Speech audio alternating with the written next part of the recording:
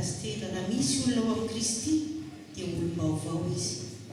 Rehefa avy nanazava ny mpitandrina dia toy izao no namarana ny teny. Ny olona ao amin'ny Kristy dia olona tia azy, matahotra azy ka mankatory ny teniny. Ny olom-baovao dia olona miarina ny fanaony ratsy rehetra ka tsy mihevitra ny tena intsony fa Kristy no antony ivelomany eto an-tany. Ny olona ao amin'ny Kristy zany dia manakina ny fiainany tanteraka aminy.